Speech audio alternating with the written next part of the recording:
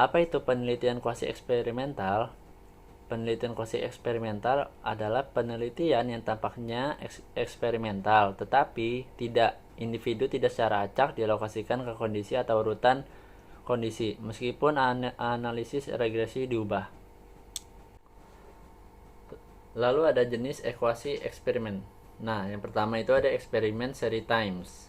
Pada desain kuasi eksperimen ini, peneliti melakukan beberapa kali observasi kepada subjek yang akan diteliti sebelum melakukan perlakuan kepada subjek berupa pretest.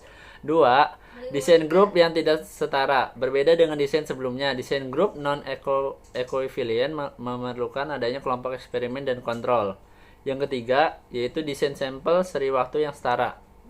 Jauh berbeda dengan the time series eksperimen. Penelitian ini sama menggunakan satu kelas eksperimen.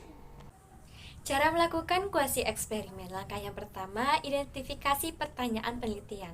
Tentukan pertanyaan penelitian Anda dengan jelas. Apa yang ingin Anda teliti, apa hipotesis yang ingin Anda uji. Selanjutnya langkah yang kedua yaitu pilih desain kuasi eksperimen. Pilih desain kuasi eksperimen yang paling sesuai dengan pertanyaan penelitian Anda. Beberapa desain yang umum digunakan termasuk desain one group pretest post test, desain pretest post test non equivalent control group, dan desain time series. Langkah yang ketiga yaitu pilih subjek atau kelompok yang sesuai.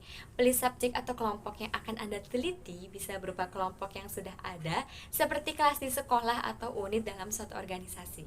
Langkah yang keempat yaitu identifikasi variabel. Tentukan variabel independen dan variabel dependen.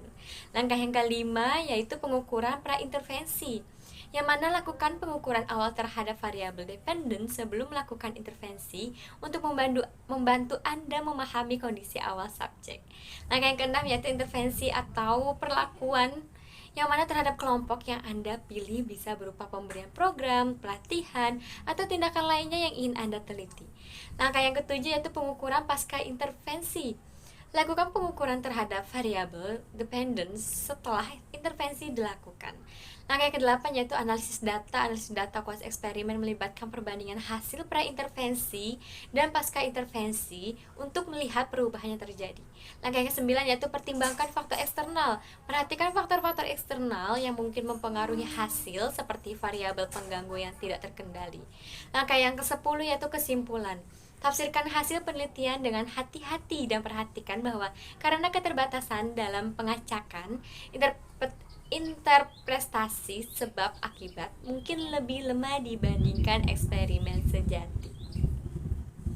Baik, materi selanjutnya itu adalah perbedaan kuasi eksperimen dengan pre-eksperimen. Yang pertama itu adalah segi desain. Pre-eksperimen hanya melibatkan satu kelompok saja, sedangkan kuasi eksperimen melibatkan kelompok lainnya. Lalu yang kedua, variabel pengendalian. Variabel pra-eksperimen relatif rendah, sedangkan kuasi eksperimen, variabel dari kuasi eksperimen itu jauh lebih baik daripada variabel pra-eksperimen. Lalu yang ketiga, validitas internal. Validitas internal pra-eksperimen rendah karena kurangnya bantuan dari kelompok lain, sedangkan kuasi eksperimen lebih baik daripada pra-eksperimen karena adanya bantuan dari kelompok lainnya.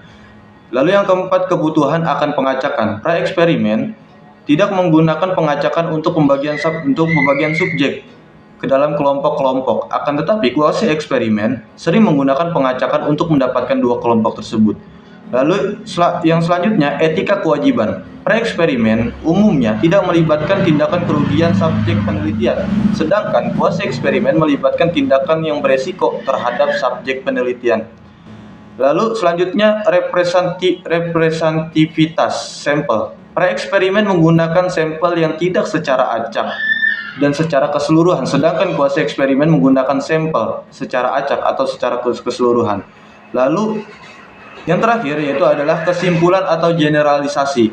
Pre-eksperimen memberikan wawasan awal tentang efektivitas suatu pendekatan, sedangkan kuasi eksperimen dapat mendukung kesimpulan yang lebih umum, yang lebih luas. Lalu materi selanjutnya itu adalah contoh-contoh kuasi eksperimen. Yang pertama adalah pemilihan kelompok. Yang kedua, pengukuran pra-intervensi. Yang ketiga, intervensi atau pelatihan. Yang keempat, pengukuran pasca intervensi. Yang kelima, analisis data. Yang keenam, interpretasi hasil. Sekian. Kesimpulan penelitian kuasi eksperimen. Desain eksperimental yang sebenarnya mungkin mustahil untuk dicapai atau terlalu mahal, terutama bagi peneliti dengan sumber daya yang sedikit. Desain kuasi eksperimental memungkinkan Anda untuk menyelidiki masalah dengan memanfaatkan data yang telah diperoleh atau dikumpulkan oleh orang lain, karena mereka memungkinkan kontrol yang lebih baik untuk variabel pengganggu daripada bentuk penelitian lain.